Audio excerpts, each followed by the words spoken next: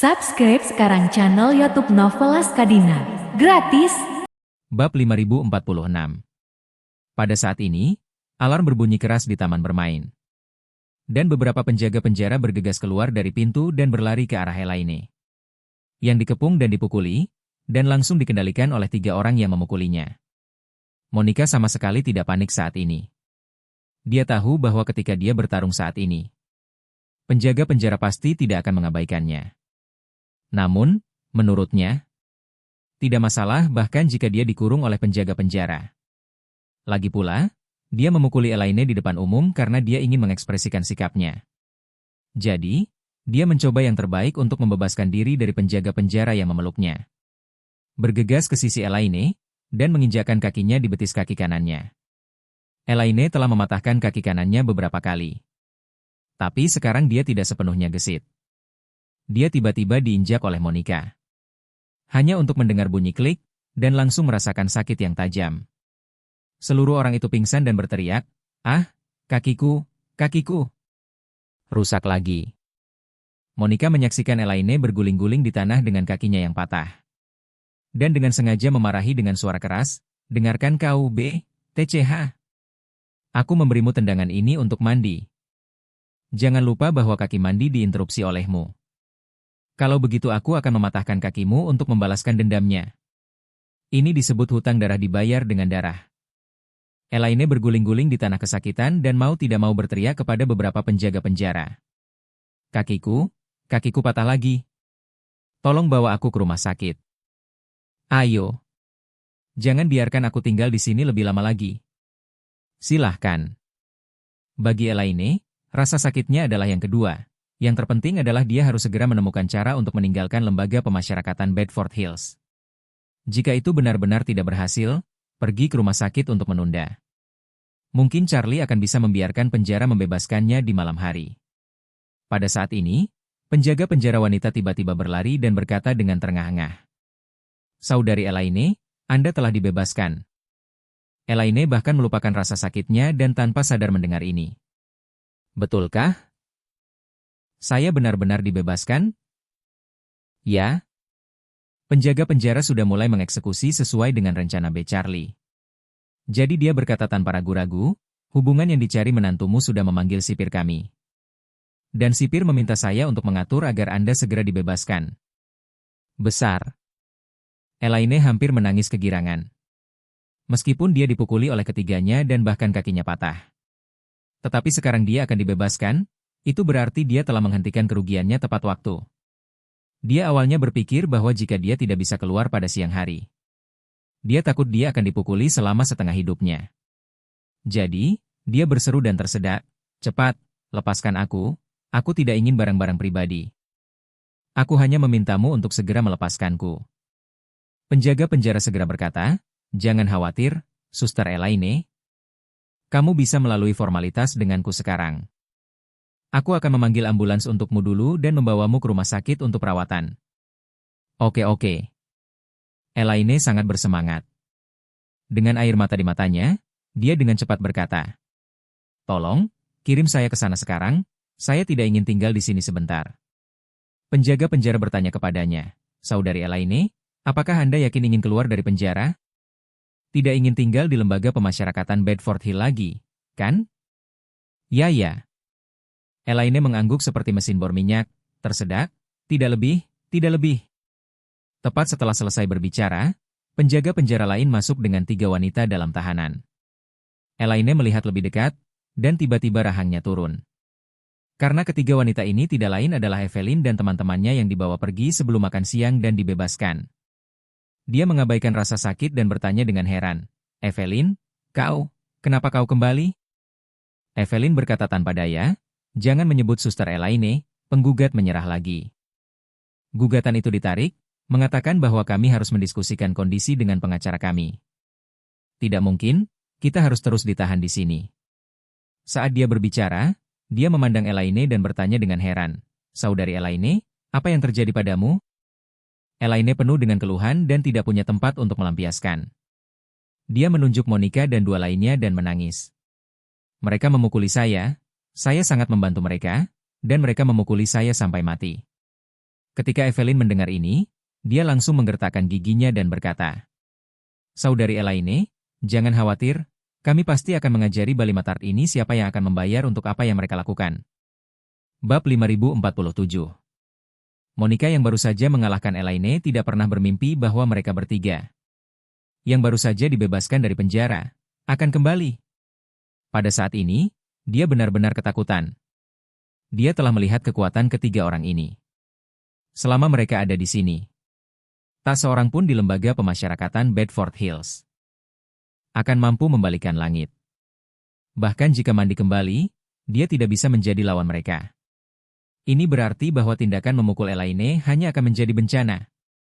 Ketakutan, dia dengan cepat berlutut di tanah dengan bunyi gedebuk, dan berkata sambil menangis, "Sister Lan, maafkan aku, Sister Lan, aku benar-benar tidak bersungguh-sungguh. Aku benar-benar buta."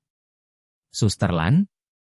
Elaine membenci wanita itu, menggertakkan giginya, dan berkata, "Kamu benar-benar memiliki wajah untuk mengatakan bahwa kamu tidak bersungguh-sungguh. Aku telah hidup selama ini, dan aku belum pernah melihat orang dengan wajah seperti itu." Setelah berbicara, dia menatap Evelyn dan tersedak. "Evelyn, kamu harus membalaskan dendamku, dan kamu tidak bisa membiarkannya pergi." Evelyn berkata tanpa berpikir, "Kakak Lan, jangan khawatir, apa yang paling aku benci dalam hidupku? Apakah sampah yang berlipat ganda di kedua sisi dan membalas kebaikan dan balas dendam? Jika saya tidak mematahkan ketiga kaki mereka, saya tidak akan diberi nama Evelyn." Monica sangat ketakutan sehingga wajahnya pucat. Dia berlutut di tanah dan terus menampar dirinya sendiri sambil menangis. "Kakak Lan? Tolong maafkan aku, Suster Lan. Aku salah, Suster Lan. Maafkan aku kali ini." Dua pelayan Monica juga sangat ketakutan saat ini. Dan mereka semua berlutut di tanah dan terus memohon belas kasihan. Pada saat ini, mereka bertiga juga menyesali yang asli. Mereka mengira Elaine kehilangan kekuatan, tetapi mereka tidak pernah berpikir bahwa mereka akan berbalik begitu cepat. Mereka yang menyaksikan keseruan di taman bermain. Dan bahkan mereka yang menunggu untuk menyerang Elaine tercengang saat ini. Sementara mereka membenci pendukung Elaine telah kembali. Mereka juga senang di dalam hati mereka. Untungnya, mereka menahan diri dan tidak terburu-buru melakukannya. Kalau tidak, mereka pasti akan dipalu sampai mati oleh ketiga wanita ini. Elaine secara alami sangat marah di dalam hatinya. Dan dia berharap dia bisa mematahkan kaki wanita-wanita ini dengan tangannya sendiri. Tetapi ketika dia berpikir bahwa dia harus segera pergi ke dokter, dia hanya bisa menjelaskan kepada Evelyn, "Evelyn, jangan biarkan mereka pergi. Selama mereka masih di sini selama sehari, jangan biarkan mereka merasa lebih baik." Evelyn tidak ragu-ragu dan berkata, "Jangan khawatir, Sister Lan." Setelah berbicara, dia dengan sengaja bertanya, "Saudari Lan, apakah Anda akan dibebaskan dari penjara?" Saya." Pada saat ini, Elaine tiba-tiba ragu-ragu. Ketika Evelyn dan yang lainnya pergi, dia ingin pergi 10.000 kali. Ingin menumbuhkan sepasang sayap dan terbang langsung keluar dari api penyucian ini. Namun, sekarang setelah Evelyn kembali, dia merasa sedikit sedih karena meninggalkan lembaga pemasyarakatan Bedford Hills. Bagaimanapun, dia mengalami puncak hidupnya di sini. Perasaan sendirian itu membuatnya sangat tinggi. Pada saat ini, Charlie melihat ibu mertuanya dari kejauhan dari ketinggian. Dan sedikit penasaran di hatinya. Dia bertanya-tanya apakah ibu mertuanya bisa memiliki ingatan yang panjang. Jika dia melihat Evelyn kembali dan memutuskan untuk keluar dari penjara, untuk saat ini, itu akan sia-sia. Setelah sedikit perjuangan ideologis, Elaine berkata dengan susah payah, "Ya, Evelyn, aku akan dibebaskan dari penjara." Evelyn tersenyum dan mengangguk dan berkata, "Saudari Lan, Anda dapat yakin bahwa Anda dibebaskan dari penjara. Aku akan membantumu memberi pelajaran pada orang-orang bodoh ini. Jika Anda masih memiliki seseorang yang perlu diberi pelajaran, katakan saja nama orang itu dan aku akan menyelesaikannya." Ketika Elaine mendengar ini, dia mengangguk dengan penuh semangat dan berkata, "Evelyn, setelah kamu kembali ke sel, kamu harus memberi pelajaran pada Chloe dan Jessica. Kamu baru saja pergi pada siang hari, dua Balimatart ini berbalik melawanku, kamu tidak boleh membiarkan mereka pergi." Bab 5048. Evelyn dengan sungguh-sungguh berjanji, "Saudari Lan, jangan khawatir, Selama kita di sini untuk 1 hari, mereka tidak akan memiliki kehidupan yang baik. Pada saat ini, penjaga penjara di samping berkata kepada Elaine, "Saudari Lan, saya pikir Anda harus pergi ke rumah sakit dengan saya dulu. Dan biarkan dokter memeriksa apakah lukamu serius." Elaine merasakan sakit di kaki kanannya dan tidak tahan. Dia tersedak dan berkata, "Apakah ini serius? Kakiku sepertinya patah lagi." Setelah berbicara, Elaine bertanya dengan cepat, "Bisakah kau membawaku ke rumah sakit? Beri aku ponselku, ngomong-ngomong. Aku ingin menelepon menantuku." Penjaga penjara berkata, "Menantumu sudah datang dan menunggu di luar untuk menjemputmu dari penjara." "Betulkah?" Elaine berkata dengan sangat lega. "Cepat, bawa aku keluar untuk menemuinya." Penjaga penjara buru-buru menemukan seorang rekan. Dan keduanya membawa Elaine pergi dari taman bermain bersama. Apa yang membuatnya sangat bersyukur adalah bahwa sebelum dia bisa pergi jauh, dia mendengar ratapan tragis dari Monica dan yang lainnya di belakangnya. Mendengarkan teriakan orang-orang itu, suasana hatinya sedikit lega. Saat ini, Charlie sudah menunggu di area pertemuan keluarga lembaga pemasyarakatan Bedford Hill. Segera, Elaine, dengan hidung memar dan wajah bengkak, dibawa oleh penjaga penjara ke kursi roda dan didorong keluar. Saat dia melihat Charlie, Elaine menangis dan berkata, "Menantu yang baik, kaki ibumu patah lagi. Apa yang dapat saya?" Charlie menggelengkan kepalanya tanpa daya. Dia tidak menyangka bahwa para wanita itu akan begitu kejam ketika mereka memukul Elaine. Namun, ini memang kesalahan Elaine sendiri. Jika dia tahu bagaimana menerimanya ketika dia melihatnya. Dan pergi keluar dengan gembira ketika dia siap untuk melepaskannya untuk pertama kalinya. Situasi ini bisa dihindari secara alami. Jadi, Charlie hanya bisa berkata, "Bu, kalau begitu aku akan membawamu ke rumah sakit dulu. Kami harus melihat kaki Anda sesegera mungkin, agar tidak meninggalkan gejala sisa." Ketika Elaine mendengar ini, dia mengangguk cepat dan berkata, "Ya benar, ayo pergi ke rumah sakit, kakiku sudah terlalu sering patah. Jika saya tidak pulih dengan baik, saya akan mendapat masalah di masa depan jika saya menjadi lumpuh." Charlie kemudian meminta penjaga penjara untuk membantunya dan memasukkan Elaine ke dalam mobil. Dia berkendara ke daerah New York City. Pada saat yang sama, dia tidak lupa mengeluarkan ponselnya dan mengirim pesan ke Douglas. Menanyakan lokasi rumah sakit Faye, dan berencana mengirim Elaine ke sana untuk perawatan sederhana. Pada saat ini, Elaine sedang duduk di kursi belakang, menangis dan berkata, "Menantu yang baik, ibu sangat menyesali ini. Jika saya tahu akan ada hari ini, saya bisa saja keluar dari penjara dengan tergesa-gesa kemarin. Kakiku tidak akan bisa turun dalam 1 atau 2 bulan. Hidupku sangat sulit." Charlie bertanya dengan tidak jelas, "Bu, apakah penjara ini begitu nyaman? Anda tidak ingin keluar?" Elaine berkata dengan marah, "Bukankah ibu mengatakan yang sebenarnya di telepon? Alasan utamanya adalah karena aku bertemu dengan beberapa gadis yang sangat pandai bermain. Dan mereka menutupi saya, tidak ada yang berani memprovokasi saya di Bedford Hills. Dan siapapun yang melihat saya akan dengan hormat memanggil saya Suster Elaine, itu lebih menyenangkan." Charlie mencibir dan berkata dengan serius, "Bu, apakah Anda tahu orang seperti apa yang bisa menghasilkan uang dari kasino?"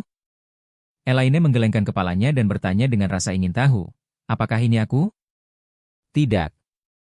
Charlie berkata ringan, "Dialah yang tahu bagaimana menghentikan keuntungan tepat waktu. Hanya orang yang bisa menghasilkan uang dari kasino. Selama Anda masih di kasino, kamu harus memahami sebuah kebenaran. Uang di kasino bukanlah uang, tetapi setumpuk keripik plastik yang tidak berharga. Hanya keripik plastik yang Anda menangkan yang dapat ditukar jika Anda memilih untuk terus tinggal di kasino. Anda mungkin akhirnya kehilangan semua chip di tangan Anda, dan bahkan kehilangan semua uang yang Anda dapatkan." Bab 5049. Setelah berbicara, Charlie berkata lagi, "Itu sama untukmu. Anda memiliki seseorang yang melindungi Anda di Bedford Hill, dan setelah beberapa hari tidak ada yang berani kecanduan. Ini adalah laba bersih, saat ini, ketika ada kesempatan. Anda harus segera menghentikan keuntungan dan memasukkan uang Anda ke dalam saku Anda. Jika tidak, kemungkinan besar Anda akan memuntahkannya dengan keuntungan." Elaine tertegun sejenak, dan berkata dengan marah, "Menantu yang baik, kamu benar. Ah, Ibu tidak mengerti kebenaran ini. Aku seharusnya memahami kebenaran ini sebelumnya, aku akan berlarian keluar sekarang. Charlie tidak peduli tentang kebangkitannya saat ini.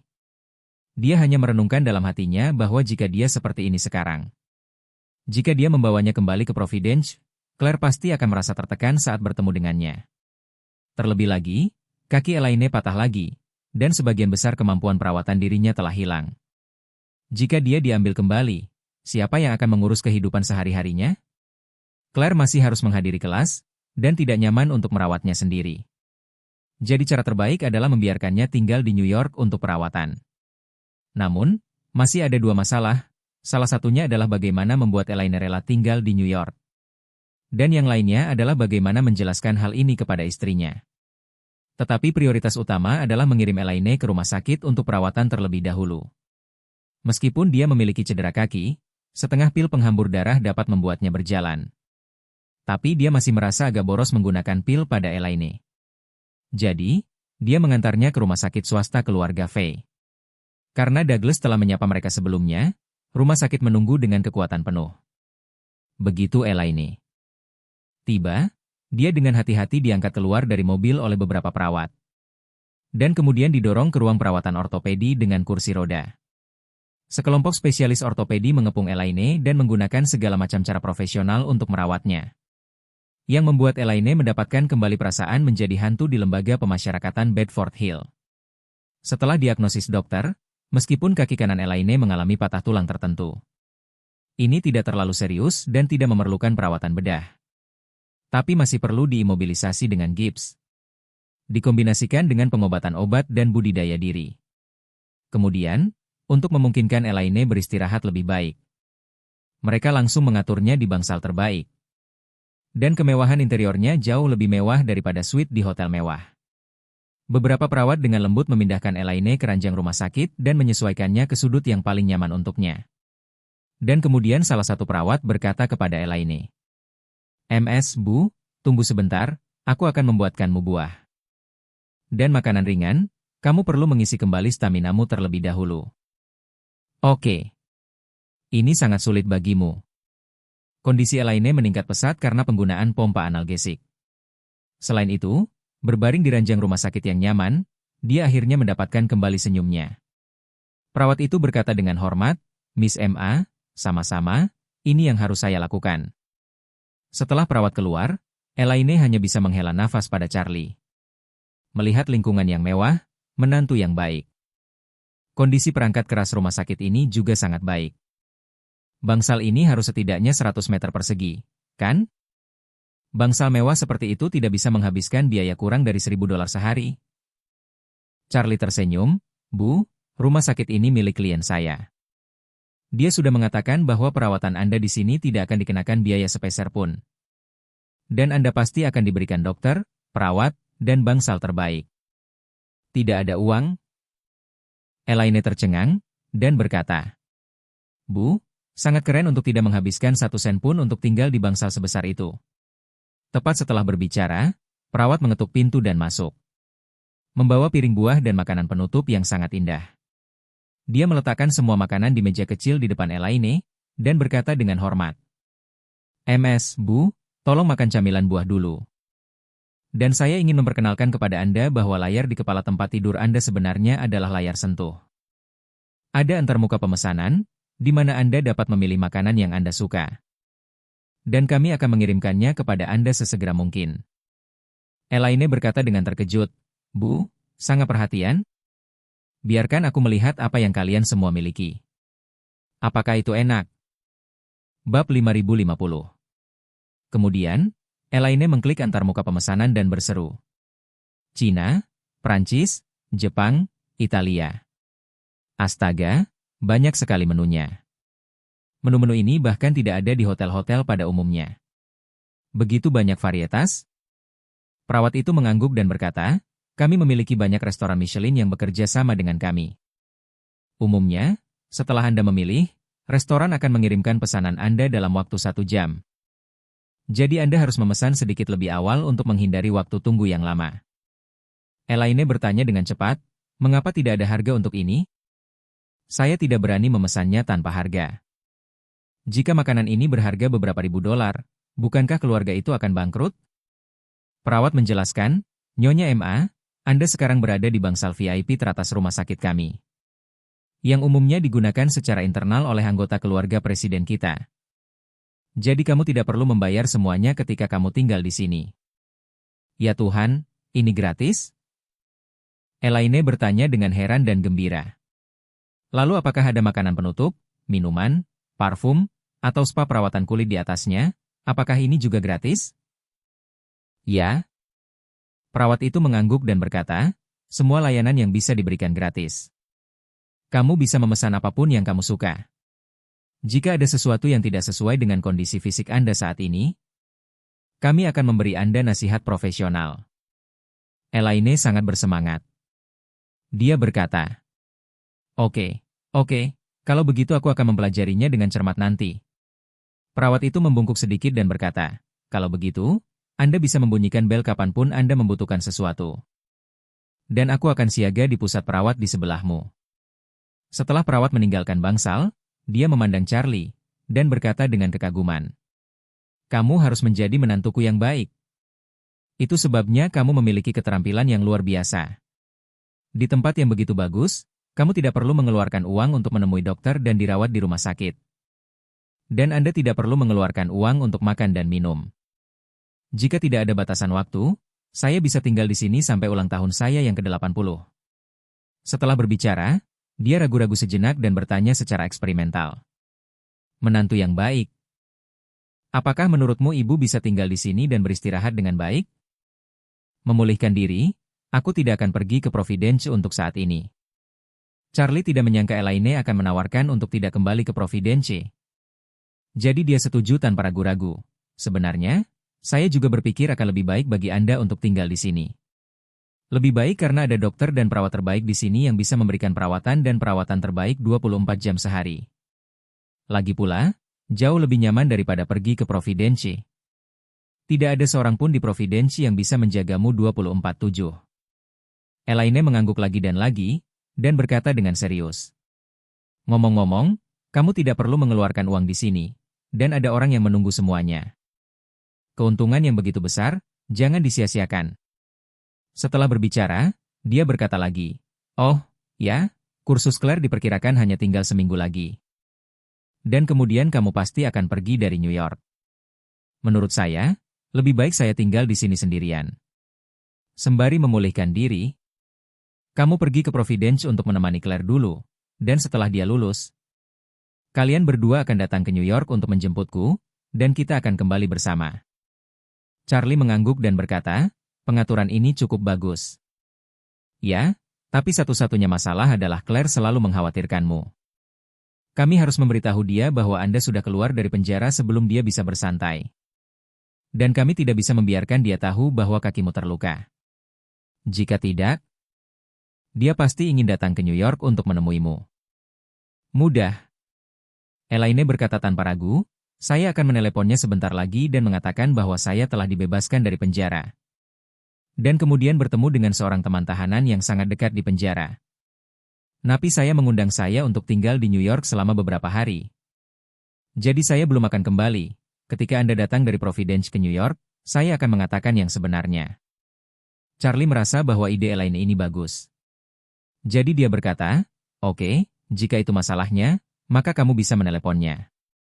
Elaine mengeluarkan ponselnya, mengisi dayanya sebentar dan menyalakannya, lalu segera hubungi Claire. Claire baru saja kembali ke hotel dari sekolah saat ini. Dan tiba-tiba melihat nomor ponsel ibunya memanggilnya. Seluruh orang terkejut pada awalnya, dan kemudian dia menyadari bahwa ibunya mungkin keluar dari penjara. Jadi dia segera menjawab telepon, dengan bersemangat bertanya, Bu, apakah itu kamu? Elaine dengan cepat berkata, ini Ibu, Claire. Saya ingin memberitahu Anda kabar baik, saya telah dibebaskan dari penjara.